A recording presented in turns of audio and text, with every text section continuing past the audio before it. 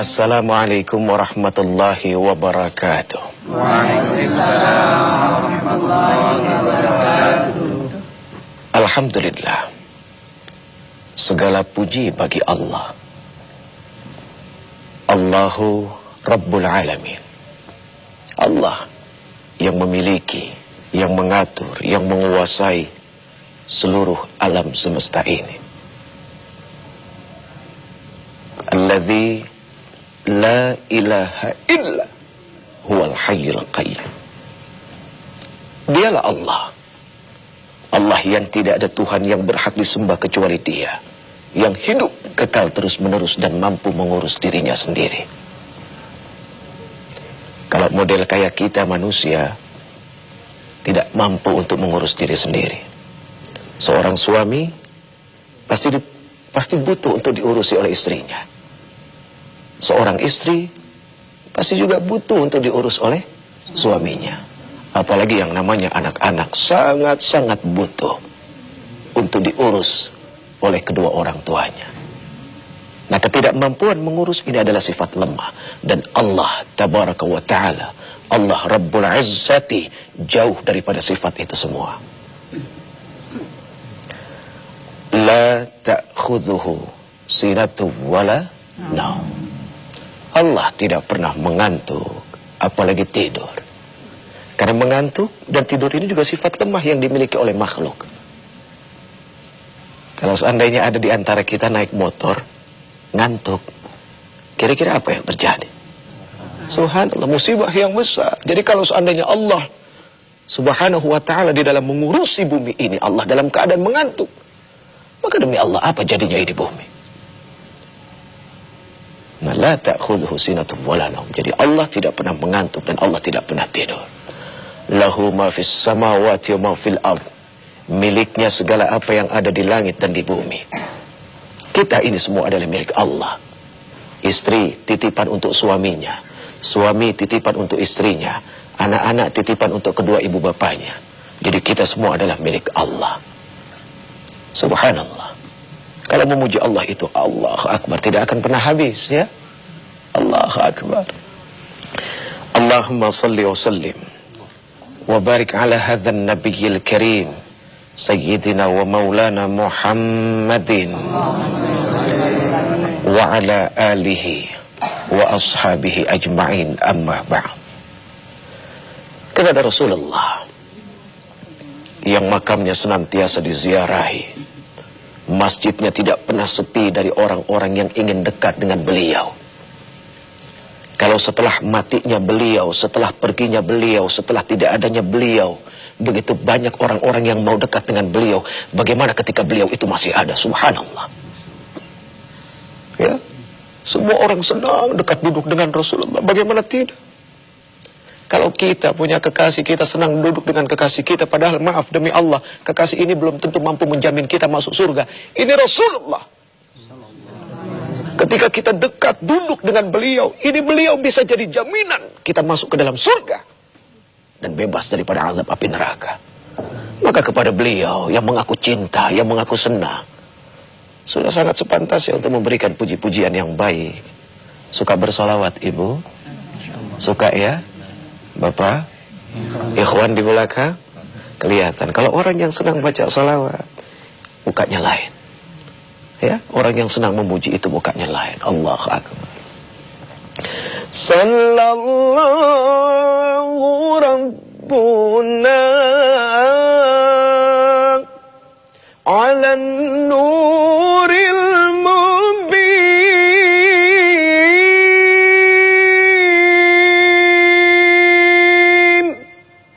Ahmad al-Mustafa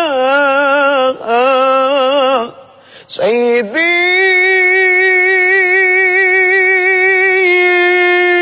Mursalin.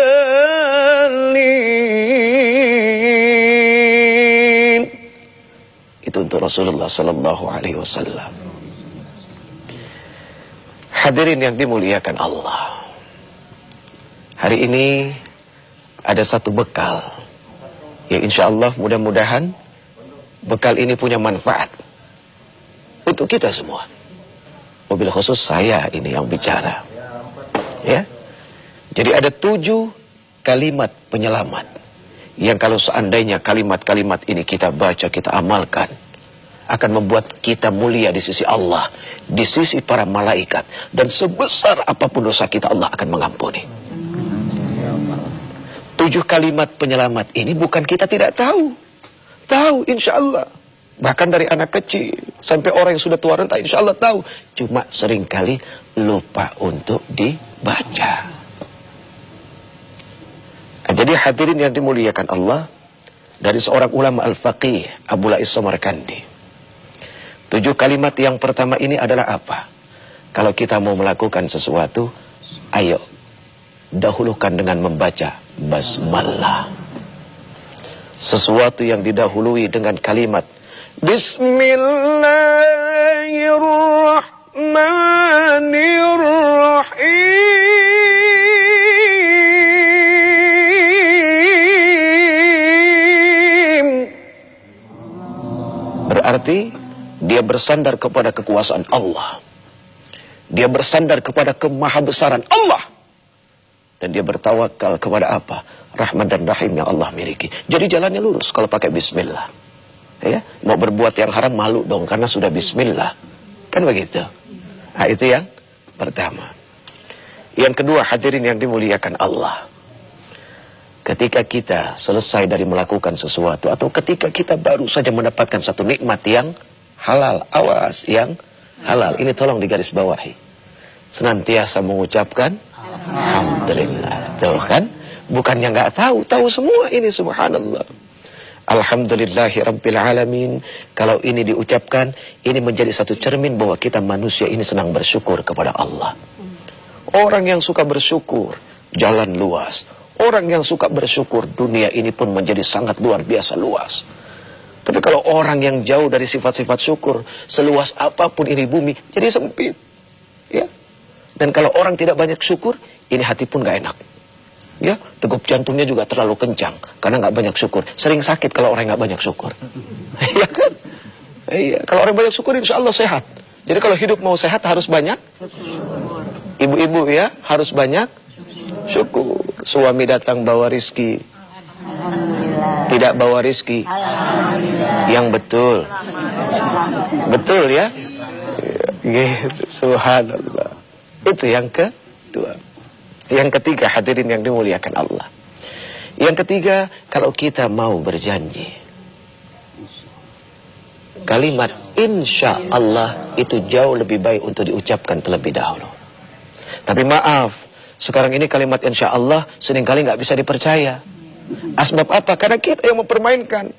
Bu, nanti malam jangan lupa ya, kemana ada pengajian. Oh, insya Allah. Terus dia bisik-bisik sama temennya, pasti kagak datang nih, dia ngomong insya Allah tuh.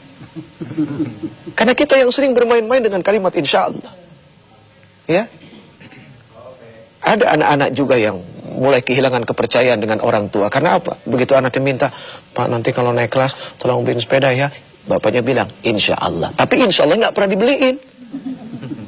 Ah, bapak mah insya Allah. Oh, jadi nggak percaya ini, subhanallah.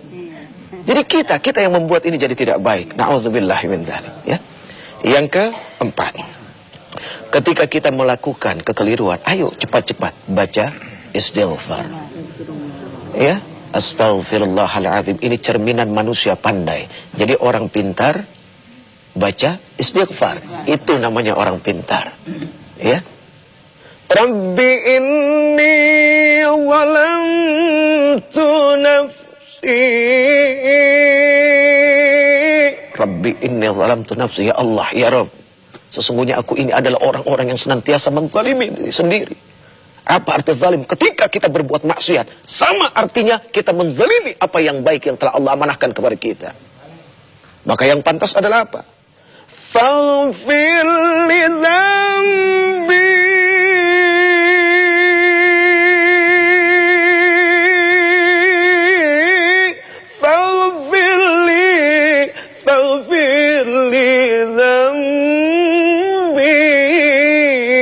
Maka ampunilah dosaku. Fa'innahu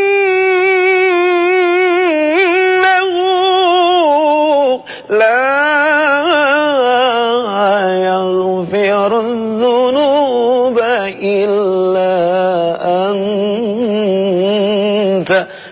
tidak ada yang bisa mengampuni dosa kecuali Allah. Jadi minta ampun kepada Allah. Nah, sekarang yang kelima. Ketika kita dihadapi dengan satu kesulitan, baca haulaka.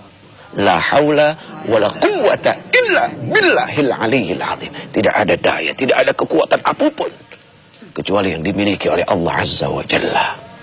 Yang keenam, ketika kita dihadapi satu musibah, maka bacalah istirja. Qalu inna lillahi wa inna ilaihi raji'un. Kalau kita sering membaca kalimat istirja, ini mengajarkan kita untuk berbuat ikhlas. Artinya, ketika kita diambil sesuatu yang kita miliki oleh Allah, kita harus yakin bahwa ini memang datang dari Allah. Atau kalaupun ini diberikan kepada kita, sifatnya kan sementara. Kan begitu. Ibu siap suaminya diambil oleh Allah? Hah? Tuh, ada yang bilang siap, ada yang bilang enggak. Belum. Siap tidak siap harus? Ada siap. Iya, seorang suami istrinya diambil siap? Jangan-jangan lebih siap diambil istrinya ini. Iya, oh subhanallah, ganti yang baru. Kedua orang tua pasti sangat tidak siap diambil anak-anaknya. Tapi ketika kita innalillah, innalillah, innalillah, sesungguhnya ini datang dari Allah, datang dari Allah, datang dari Allah, dan akan kembali kepada Allah, maka kita akan menyerahkan segala urusan ini kepada Allah.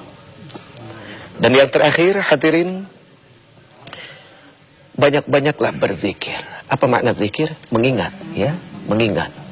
Banyak-banyaklah berzikir dengan kalimat thayyibah. Apa kalimat thayyibah? La ilaha illallah. Tidak ada Tuhan selain Allah. Ini adalah kalimat zikir yang paling baik. Afdal zikri ma qultu ana wa nabiyyuna min qabli. La ilaha illallah, la ilaha illallah, la ilaha illallah. Tidak ada Tuhan kecuali Allah. Subhanallah. Itu 7 kalimat penyelamat. Subhanallah, yang sering kali dianggap remeh, yang sering kali dianggap sepele, tapi ternyata punya nilai yang begitu dahsyat. Allahu Akbar. Gampang kan?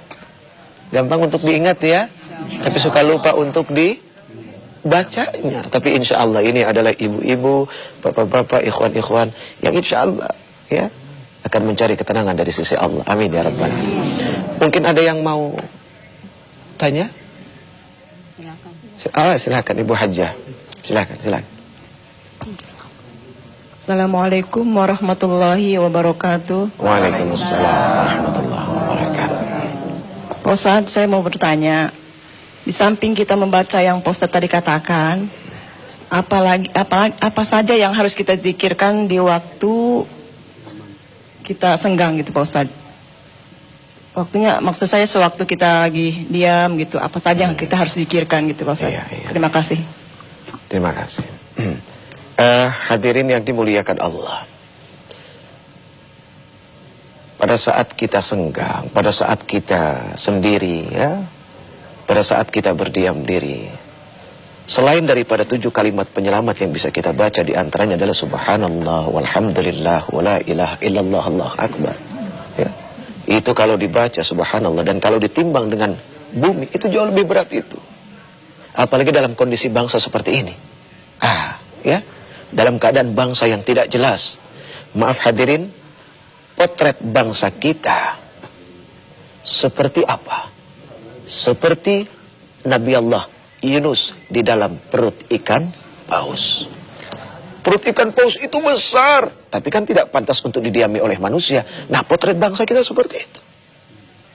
Ya, subhanallah. Ini bangsa kita besar. Tapi kenapa yang besar ini menjadi sempit? Maka kalau kita mau keluar dari kebelut bangsa ini, baca seperti apa yang dibaca oleh Nabi Allah Yunus alaihissalam. Ada yang tahu? La ilaha illa anta subhanaka inni kuntu minadh dhalimin. Wah, nikmat ya. Kalau ini dibaca insya Allah, mudah-mudahan kita bisa keluar dari perut.